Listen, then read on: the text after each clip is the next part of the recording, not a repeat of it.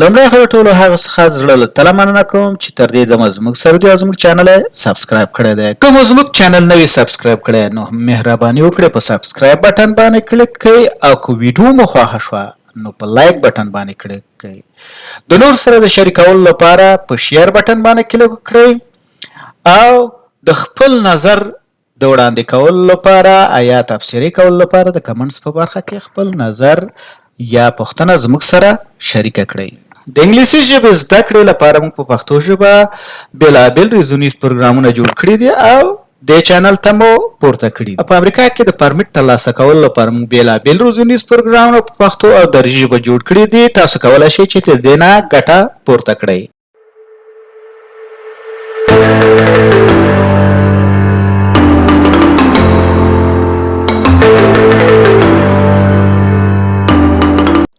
اوس راځو تاسو په ریموو رولز باندې پوه شوئ. نو راځو پروموټ هیډر.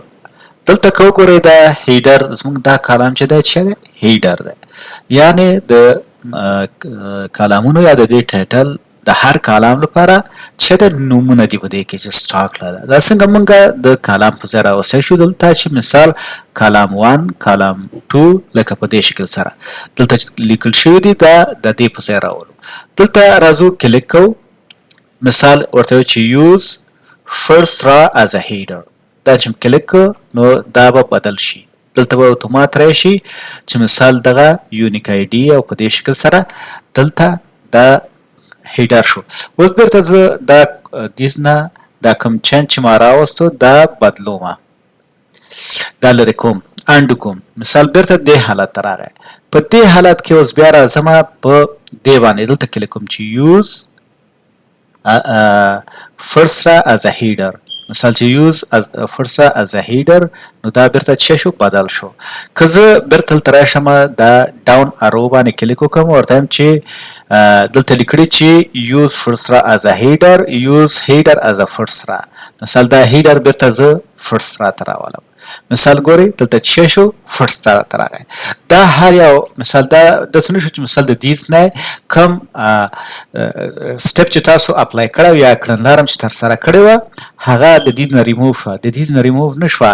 دلته ګوره اول څه شوی ده؟ فرست را از ا هیډر شو. بیا ورپسې د هغې کوم ډاټا چینج ټایپ چې مثال ته چینج شو ډاټا ټایپونه د دې چینج لکه دلته نمبر د ای بي سي د نمبر ته واوښته دغه ته واوښته کوم یو چې نمبر و هغې ته واوښته نو ډاټا چینج د هر یو کالم دپاره ډاټا چینج غوره شو.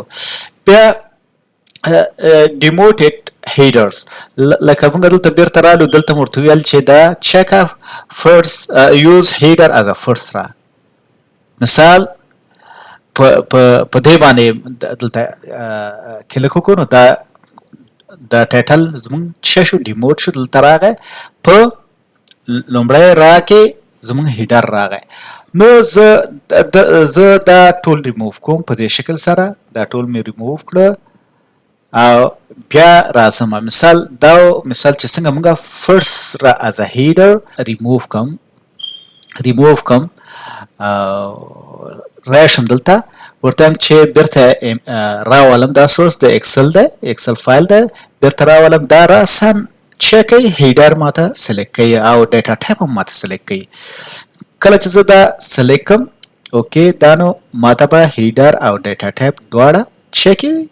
غوره کړي یا سلیکټ کړي. ګوره ډاټا ټایپونه یې غوره کړه او مثال دا ډیټ دا په دې شکل سره. که زه ووایم چې نه یا موږ داسې ستونزې سره مخ شوي یو چې تاسو نه پوهېږئ کله چې یو ډاټا ټایپ یو ډاټا سیټ امپورټ کوئ او هغه ټایټل خپله اتومات دلته نه راځي نو په هغه صورت کې تاسو راشئ فایل اپشن ان سیټینګ او بیا اپشن ته راشئ.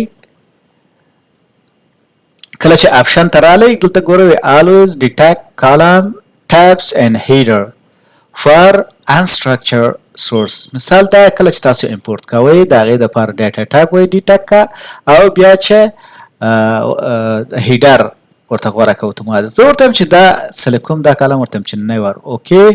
مثال په دې شکل سره بیا راځم دغه ډاټا سیټ چې کوم ریموو کوم یا ډیلیټ کوم. دا مې چې کله ډیلیټ کړ نو اوس راځم دلته بیا دا ډاټا سیټ زه امپورټ کوم پاور بی آی کوئری ایډیټور ته. په دې سیلز ډاټا باندې کلیک کوم. اوس کولای شو دا سلیکټ کو او کی کو. نو په دې حالت کې تاسو ګورئ اوس په اتومات شکل سره دا ټایټل غوره نه شو. که چیرته تاسو د دې ستونزې سره مخ کیږئ نو لومړی به راشئ چیرته فایل آپشن ان سیټینګ او بیا آپشن ته راشئ. کله چې آپشن ته راغلی نو په دې حالت کې ورته چې always detect دا لومړی آپشن په کوم یو دغه کتاب کې ډاټا لوډ کې دا سلیکټ ورته اوکې.